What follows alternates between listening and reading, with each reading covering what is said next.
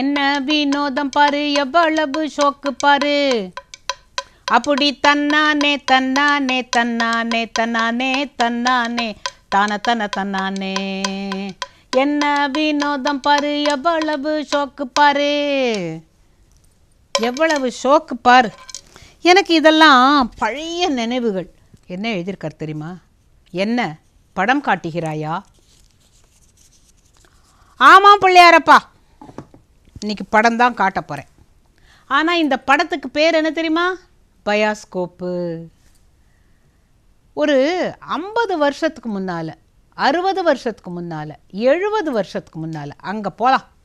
70 வருஷத்துக்கு முன்னால் போனோம்னா தான் இந்த பயாஸ்கோப்னா என்னன்னு தெரியும். அப்போல்லாம் எல்லா ஊர்லேயும் தியேட்டர்லாம் கிடையாது.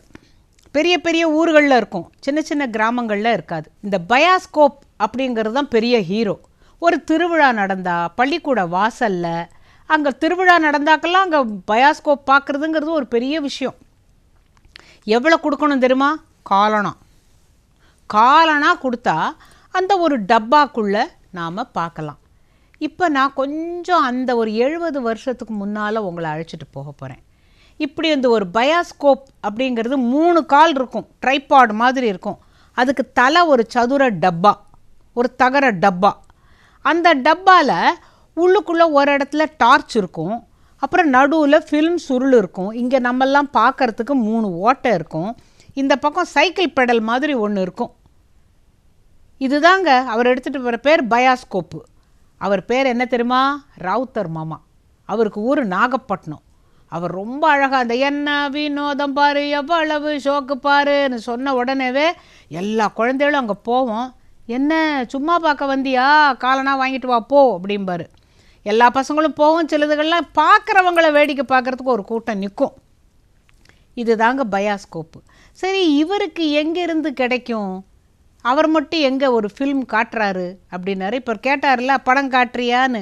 அவர் எப்படி படம் காட்டுவார்னா, நாகப்பட்டினம், கும்பகோணம் அந்த மாதிரி இடத்துல பட விநியோகஸ்தர்கள். அப்போ தான் முதல்ல படம்லாம் வந்தது. 1950ன்னா பார்த்துக்கங்களேன். அப்போது அந்த பட விநியோகஸ்தர்கள்கிட்ட வந்து இப்போ ஒரு தியேட்டரில் ஓட்டுவாங்க. ஒரு 100 அடி சரியில்லைங்க, அது அந்த இடம் என்னமோ மாதிரி ஆயிடுச்சும்மா, அதை வெட்டி புது காப்பி வாங்கி அவங்க ஒட்டிப்பாங்க. இந்த தூக்கி எறிகிறாங்கல்ல, அதுதான் இந்த ராவுத்தர் மாமாவுக்கு மூலதனம். இதை எடுத்துகிட்டு வந்து இவர் எடிட் பண்ணுவார். Super editor. எங்கெல்லாம் கெட்டு போயிருக்கோ அதெல்லாம் எடுத்துட்டு எம்ஜிஆர் நம்பியார் சண்டை முதற்கொண்டு ஒரு நிமிஷம் 1.5 நிமிஷம் 2 நிமிஷத்துக்கு அழகாக ஓட்டுவார். அதெல்லாம் காலனாக கொடுத்துட்டு நாங்கள்லாம் உள்ளே பார்ப்போம். பார்த்தா நிஜமாகவே எல்லாரும் தெரியுவாங்க. அந்த தெரியறத பார்த்துட்டு அதை பற்றி ஒரு வாரம் பேசுவோம். என்ன பேசுவோம்?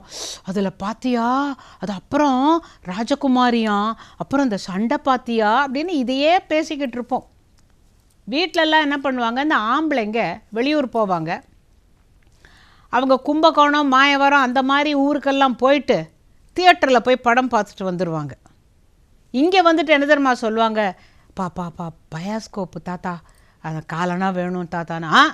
சினிமாலாம் பார்க்கக்கூடாது, சினிமாலாம் பார்த்தா பசங்கள்லாம் கெட்டு போயிடுவாங்க, அதெல்லாம் ஒருத்தரும் காசு கொடுக்க மாட்டோம், யாரும் போய் பார்க்கக்கூடாதும்பாங்க. இவங்க ஊரில் போய் 1000 தலை வாங்கி அபூர்வ சிந்தாமணியெல்லாம் இவங்க பார்த்துட்டு வந்துடலாம். ஆனால் நாங்கள் இந்த காலனாக கொடுத்து இந்த சினிமா ஸ்டாருங்கள்லாம் நாங்கள் பார்க்கக்கூடாதுன்னு அது ஒரு தடை போட்டாங்க. அந்த காலத்தில் என்னமோ சினிமா ஸ்டாருங்களை பார்த்தா கெட்டு போயிடுவாங்கன்னு அது ஒரு நம்பிக்கை இருந்துச்சு. அப்போது இவர் வந்துட்டார்னா இந்த காலனா இருக்கிறவங்க எப்படியோ ஒரு ஓட்ட காலனாவாக இங்கே மோதிரம் மாதிரி இந்த கையில் மாட்டிக்கிட்டு ஓடி போய் அவர்கிட்ட கொடுத்தா அவர் என்ன பண்ணுவார்? நிற்க வச்சுட்டு இந்த ஒத்த கண்ணால் இப்படி பார்க்கணும். உள்ளே பார்க்குற பொழுது இந்த டார்ச் லைட்டை ஆன் பண்ணிவிடுவார். அதுக்கு எய்த்தாப்பில் ஒரு ஸ்க்ரீன் இருக்கும். இங்கே ஃபில்ம் சுருள் இருக்குமா, இந்த பெடல் அவர் கர்ற கர்ற கர்ற கர்ற கர்ற கர்றன்னு அப்படி அது கரெக்டாக சுற்றுவார். சுற்றும்போது எம்ஜிஆர், எம்கேடி, தங்கவேலு இப்படி ஒத்தொத்தராக போவாங்க. அவங்களெல்லாம் அப்படியே திரையில் பார்க்குற சந்தோஷத்தை விட இந்த டப்பாக்குள்ளே பார்க்குறதுல அப்படி ஒரு சந்தோஷமாக இருக்கும். அவர் தான் பாட ஆரம்பிப்பார். என்ன வினோதம் பாரு, எவ்வளவு ஷோக்கு பாரு, அப்படி தன்னானே தன்னானே தன்னானே தன்னானே தன்னானே தானே தன்னா தன்னானே. பாடின உடனே கூட்டம்லாம் வரும். எத்தனை பேர் காலனாக கொடுக்குறோமோ எல்லாத்தையும் நாங்கள்லாம் க்யூவில் நிற்கணும். 3 பேராக பார்ப்போம், சில சமயம் 2 பேர் பார்ப்போம். சில பேர் பாதி பார்த்துக்கிட்டே நான் பார்த்துட்டேன், அவள்கிட்ட காசு இல்லை, அவளுக்கு பாதி பார்க்கட்டும் மாமா அப்படின்னாக்கா சரிம்பர். ஸோ பாதி படம் நான் பார்த்து அடுத்த வீட்டு பொண்ணுக்கு இன்னொரு பாதியை பார்க்கறதுக்கு விடுவேன். அன்றைக்கி அவர் பாடின பாட்டு மட்டும் மறக்கலிங்க. இன்றைக்கி கூட மனத்திரையில் எப்படி நான் கண்ணை மூடிக்கிட்டு நினச்சேன்னா என்னெல்லாம் பார்த்தேன் எல்லாம் அப்படியே ஞாபகம் இருக்குது. அதுக்கப்புறம் வாழ்க்கையில் நானே நடித்து அதே திரைப்பட நடிகர்களுடைய மக்களெல்லாம் நான் பார்க்குறேங்கிற பொழுது என்னால் நம்ப முடியல. அவங்களோடலாம் நான் அப்புறம் பெரியவளான பிறகு நான் அவங்களோடலாம் பேசி பழகிருக்கேன். ஆனால் அன்றைக்கி சின்ன வயசில் அவங்களெல்லாம் நம்ம பார்க்க முடியுமா? எட்டாத உயரத்தில் இருக்கிற திரைப்பட நடிகைகள் நட்சத்திரங்கள்லாம் நினச்ச காலம் உண்டு. அது ஒரு மாயா காலம் வச்சுக்கோங்களேன்.